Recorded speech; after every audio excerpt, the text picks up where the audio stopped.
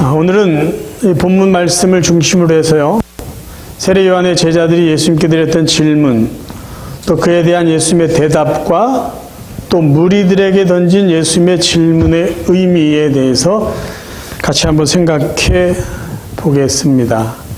먼저 세례 요한의 질문입니다. 오늘 마태복음 10장 3절을 보면 세례 요한이 자기 제자들을 통해서 예수님께 이런 질문을 합니다. 예수께 여짜오되 오실 그이가 당신이오니이까 우리가 다른 이를 기다리오리이까.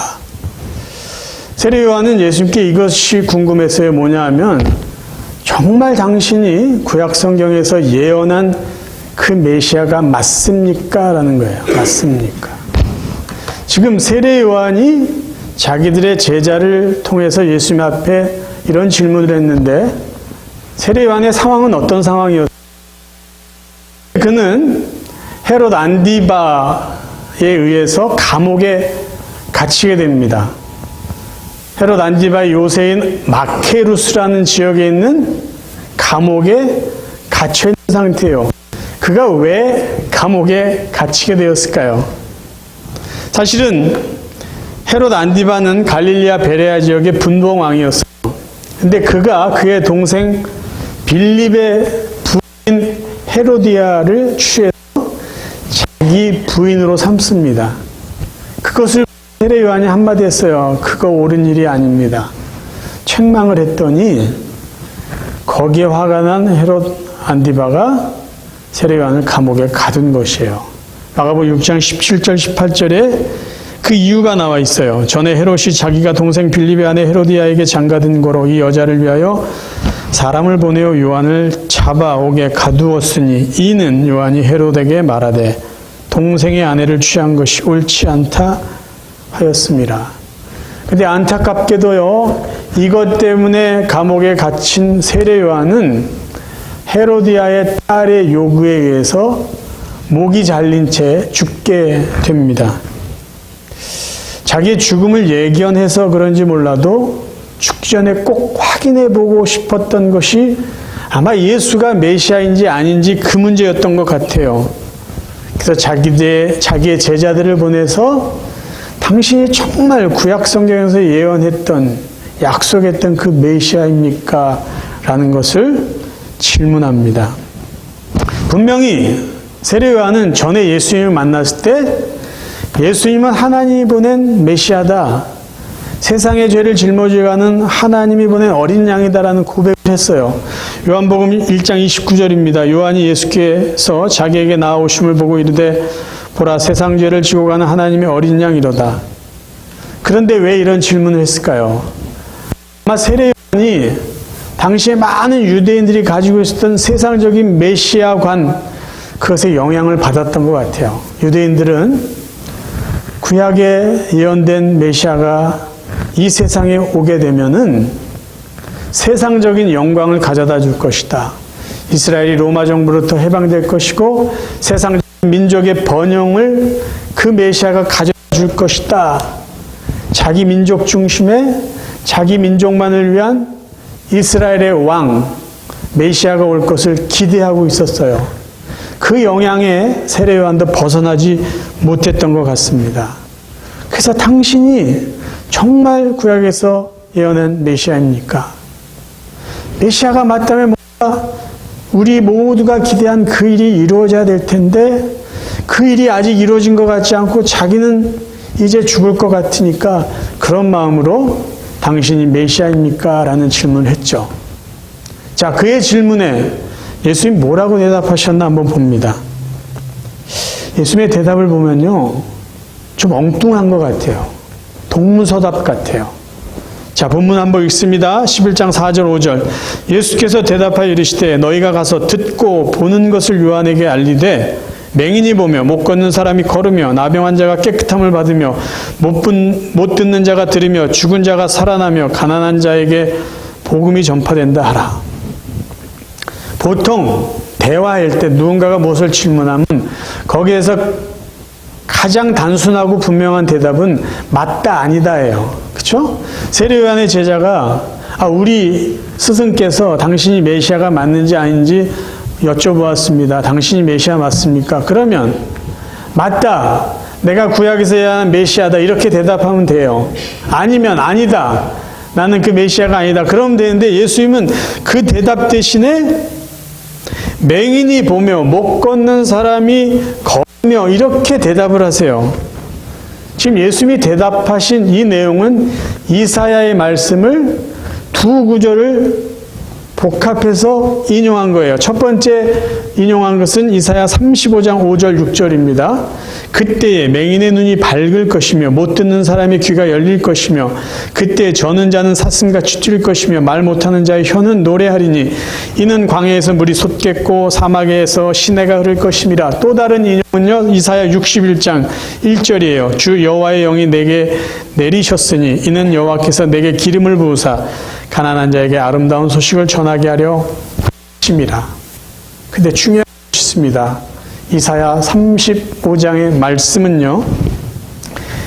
메시아가 이 땅에 오셨을 때 무슨 일을 할 것인지를 예언한 내용이에요. 그러니까 하나님께서 이사야 선지자를 통해서 내가 이 세상에 메시아를 보내줄 텐데 메시아가 이 땅에 오면은 이런 일을 할 것이다 라는 것을 이사야를 통해서 말씀하신 내용이에요. 그러면 예수님께서 세례 요한의 질문에 내가 메시아다라는 대답 대신에 맹인이 볼 것이며 맹인의 눈이 밝을 것이며 이 말씀을 한 이유는 뭘까요? 내가 바로 이사야 선지자가 예언한 그 메시아다라는 것을 자신의 사역을 통해서 증명해 보여주시고 있는 내용입니다. 역으로 이야기하면 이래요. 누군가가 사람들에게 나타나서 내가 구약 성경에서 약속한 그 메시아다 라고 말할 때 자기가 메시아임을 증거할 수 있는 분명한 것 하나는 뭘까요? 맹인의 눈을 뜨게 하면 내가 예언된 메시아다라는 것을 정확하게 증명해주는 확실한 증거가 될 수 있는 것이에요. 지금 예수님이 세상에 오셔서 맹인의 눈을 뜨게 하신 것, 그것은 약 700년 전에 이사야 선지자를 통해서 예언한 메시아의 사역 목록, 그분이 하셨다는 걸 통해서 이사야의 예언을 나로 인해서 성취했다라는 것을 말씀해주고 있습니다. 여러분, 구약 성경에는요, 맹인이 눈을 떴다라는 그 기적 사건이 하나도 없습니다. 구약에서는요, 죽은 자가 다시 살아난 이야기가 있어요. 나병 환자가 깨끗하게 치유됐다는 이야기도 있어요. 하나님이 행하셨던 수많은 기적의 이야기가 구약 성경에 아주 여러 곳에서 기록되어 있지만 그 어느 곳에서도 맹인이 눈을 떴다 이 내용은 없습니다. 그런데 놀라운 것이요, 마태복음에만 예수님께서 맹인의 눈을 뜨게 해주셨다는 게 4번이나 기록되어 있습니다. 무엇을 이야기하려고 할까요? 예수님은 맹인의 눈을 뜨게 해줄 수 있는 능력 있는 분이야. 이것 이상의 메시지가 담겨 있는 거죠. 무슨 메시지예요? 예수님은 이 땅에 오신 메시아야. 그렇기 때문에 이사야 선지자가 예언한 맹인의 눈을 뜨게 하신 분이야 라는 것이에요. 그러니까 마태는 예수님이 맹인의 눈을 뜨게 하신 이 사건을 기록함으로 이분이 바로 메시아입니다. 그것을 계속해서 반복해서 강조해주고 있다는 것이에요. 참고적으로 볼까요? 마태복음 9장 28절에 예수님이 집에 들어가신데 맹인들이 예수님께 찾아옵니다. 예수님께서 그들에게 이렇게 하세요. 그들의 눈을 만지시며 너의 믿음대로 되라. 그래서 그들의 눈이 밝아집니다. 마태복음 15장 30절 이하에도 나와 있어요. 맹인들하고 여러 환자들이 예수님을 찾아옵니다. 그때 예수님이요, 맹인들의 눈을 고쳐주세요. 또요, 마태복음 20장 29절 이하에도 나와 있어요. 여리고에서 떠나가실 때 맹인 2사람이 소리를 질러요. 다윗의 자손 예수여, 우리를 불쌍히 여겨주시옵소서. 예수께서 그들에게 가셔서 그들의 눈을 만져주세요. 그들을 보게 해주십니다. 마태복음 21장 14절에 맹인과 저는 자들이 성전에서 예수께 나오매 고쳐주시니. 그냥 고쳐주신 게 아니에요. 메시아이기 때문에 그들을 고쳐주신 것이에요. 흥미로운 사건이 하나 있어요. 요한복음 9장에 보면 실제적으로 태어날 때부터 맹인으로 산 사람이 예수님을 만나서 그의 눈이 떠지게 됩니다. 그 사람이 예수 그리스도를 이분이 바로 하나님이 보신 메시아라고 고백하는 내용이 기록되어 있어요. 날 때부터 앞이 안 보이는 그를 예수님이 고쳐주세요. 근데 참 재미나게 고쳐주세요. 침을 뱉어서 진흙을 이겨 눈에 발라주셨어요. 침을 얼마나 많이 뱉으셨는데 진흙을 이렇게 이길 수 있을까? 어쨌든 예수님이 침을 뱉어서 진흙을 이겨서 안 못 본 사람의 눈에 진흙을 발라주시고 실로암 연못에 가서 씻으라고 그러셨어요. 그 사람이 거기 가서 씻었는데 눈이 떠진 거예요. 세상이 밝아졌어요. 근데 문제는 뭐냐면 바리새인들이 그 예수님이 그 맹인의 눈을 뜨게 해준 것, 그것을 같이 축하해 주지 않고요. 안식일에 그런 일을 한다고 문제를 삼습니다. 시비를 겁니다. 그러면서 그들이 뭐라고 말하냐면 사람들이 이 사람 하나님 보낸 사람 아니냐 막 그랬을 때 아니야. 안식일에 하지 않을 일을 한 이 사람이 어떻게 하나님으로 돈 사람이겠냐 문제를 삼아요. 그러면서 맹인이었다가 눈을 뜬 그 사람을 찾아가서 정말 너의 눈을 뜨게 한 사람이 누구냐라고 자꾸 물어요. 그 사람은 하나님 보낸 사람이 아닐 거야 라는 것을 증명하려고 그렇게 노력을 합니다. 그때 눈을 뜨게 된 그 사람이 바리새인들 향해서 이렇게 말해요. 요한복음 9장 30절 이하입니다. 그 사람이 대답하여 이르되 이상하다.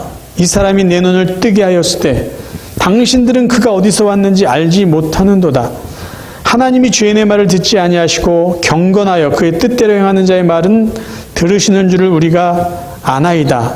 창세 이후로 맹인으로 난 자의 눈을 뜨게 하였다함을 듣지 못하였으니 이 사람이 하나님으로부터 오지 아니하였으면 아무 일도 할 수 없으리이다. 이 맹인이었던 사람이 지금 무슨 말을 할까요? 내 눈을 뜨게 한 이 사람이 바로 하나님이 보낸 메시아입니다. 그 얘기를 하고 있는 거예요. 왜요? 아니 메시아가 아니면 어떻게 사람의 눈을 뜨게 합니까? 라는 말이에요. 그러면 여러분 이런 생각 한번 해보세요. 아니 맹인은 어떻게 자기의 눈을 뜨게 한 사람을 메시아, 하나님이 보낸 사람이라고 고백할 수 있었을까요? 자, 저희들이 맹인이 되었다. 이 맹인의 입장에서 한번 생각해 보세요. 맹인들이 모였다고 합시다. 그 시대에 어떤 발달되지 않은 의학, 의술, 그 환경 속에 살고 있는 맹인들이 이런 대화를 했을 거 아니에요? 나는 이 세상에서 이렇게 앞을 못 보고 살 수밖에. 그런데 너 그거 알아? 한 가지 우리에게 소망이 있어. 뭐냐면 하나님이 선지자를 통해서 말씀하셨는데 이 세상에서 메시아가 오게 되면 그 메시아는 맹인의 눈을 뜨게 해주신대. 그 이야기를 맹인들은 몰랐을까요? 왜요? 그들이 눈을 뜰 수 있는 유일한 소망인데 그걸 몰랐을까요? 그러니까 이 맹인 그것을 기억했을 거예요. 수많은 하나님의 말씀 중에 그 말씀만큼은 잊을 수 없었을 거예요. 언제 메시아가 와서 우리의 눈을 뜨게 해주지 않을까. 그런 기대감을 갖고 살았는데 어느 날 누군가가 실로암못에 가서 씻어라. 씻었더니 눈이 떠졌어요. 그러면 그 사람을 보고 이 맹인이었던 사람이 어떻게 당신은 메시아입니다라고 말을 하지 않을 수 있었겠냐라는 것이에요. 자, 이 한 사건을 통해서도 예수님은 구약에 예언된 메시아다라는 것을 우리에게 확인시켜 줍니다. 자, 그러면 예수님이 자신의 사역을 통해서 내가 구약에 약속된 메시아라는 것을 말씀해 주시면서 곧 이어서 세례요한에 대한 말씀하십니다. 본문 10장 10절 11절이에요. 기록된 바 내가 내 사자를 내 앞에 보내노니 그가 내 길을 내 앞에서 하리라 하신 것이 이 사람에 대한 말씀이니라. 내가 진실로 너에게 말하노니 여자가 낳은 자 중에 세례 요한보다 큰 이가 일어남이 없도다. 그러나 천국에서는 극히 작은 자라도 그보다 크니라. 10절은 뭐 알겠어요. 아, 세례 요한이 이런 일을 했구나. 세례 요한이 예수님의 어떤 길을 준비했구나. 근데 11절을 보면은요, 앞부분은 이해할 수 있겠어요. 아, 예수님의 앞길을 준비한 이 사람이 참 큰 사람이구나. 사람이 이 세상에 여자가 낳은 자 중에서 다 큰 사람이구나.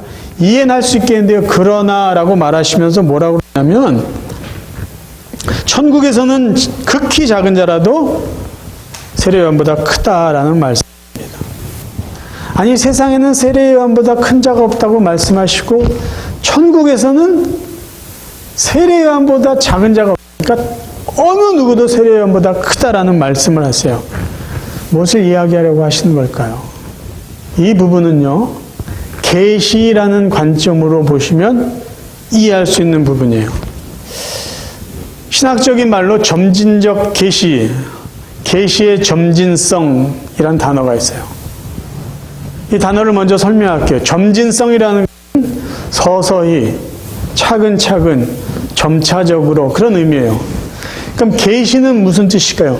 계시라는 단어는 감추었던 것이 드러난다는 의미예요. 그런데 기독교에서 사용하는 계시는 어떤 의미로 사용하냐면 하나님의 뜻이 사람들에게는 감추어져 있는데 감추어서 잘 알지 못하는 하나님의 뜻이 사람들에게 드러날 때 계시라는 단어를 기독교에서는 사용합니다. 그런데 이 하나님의 감추어진 뜻이 사람들에게 보일 때는요, 한꺼번에 확 밝게 보여지지 않고 점차적으로 조금씩 서서히 밝혀진다는 의미로 계시의 점진성이라는 단어를 사용합니다. 자, 그러면 인간을 향한 하나님의 뜻, 복음, 구원이라는 그 감추어진 하나님의 그 비밀스러운 축복의 그 뜻이 어떻게 점차적으로 보여졌는가 살펴봅니다. 성경에 제일 먼저 하나님이 인간을 구원하시겠다는 이 복음의 뜻이 살짝 드러난 곳이 창세기 3장 15절이에요. 내가 너로 여자와 원수가 되게 하고 너의 후손도 여자의 후손과 원수가 되게 하리니 여자의 후손은 내 머리를 상하게 할 것이요 너는 그의 발꿈치를 상하게 할 것이라. 교부 이레니우스라는 사람은요, 이 구절을 원시복음이라고 명명했습니다.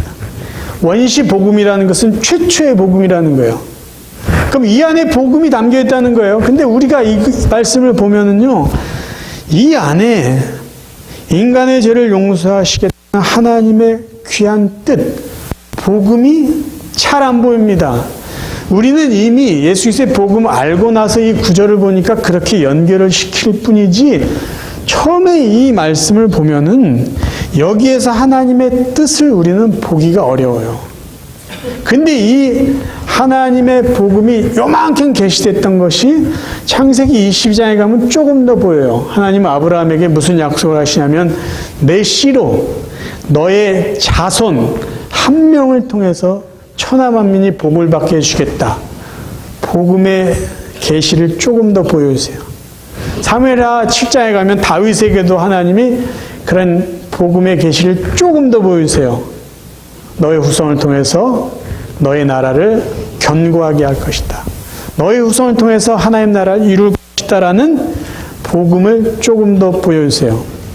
하지만 그것만 가지고 저희들은 하나님의 뜻, 복음을 아직은 선명하게 볼 수 없습니다. 그런데 세례 요한의 때가 됐을 때, 세례 요한이 예수님의 길을 준비하면서 이분이 하나님이 보내신 메시아입니다, 하나님이 보낸 어린 양입니다 했을 때 하나님의 뜻이 굉장히 많이 분명하게 보이기 시작했어요.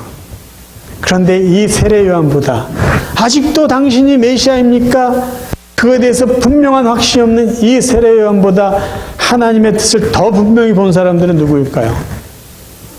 예수 그리스도의 사역을 직접 체험하고 그리스도께서 십자가에 죽으시고 부활하신 것을 보고 믿고 천국에 간 자들은 세례 요한보다 하나님의 복음, 하나님의 뜻을 너무나 밝히 본 거예요. 그래서 천국에 있는 자들은 하나님의 뜻을 너무나 선명하게 분명히 알기 때문에 세례 요한보다 더 큰 자다라고 말하는 것이에요. 저와 여러분 같은 분들도요, 예수 그리스도께서 죽으시고 부활하시고 그것을 통해서 하나님이 우리의 죄를 용서해 주셨다는 복음, 하나님의 뜻을 너무나 잘 알잖아요. 그래서 저와 여러분, 구원받은 저와 여러분들은요, 이미 세례 요한보다 더 큰 자고 세례 요한보다 더 큰 복을 받은 사람이라고 말할 수 있습니다.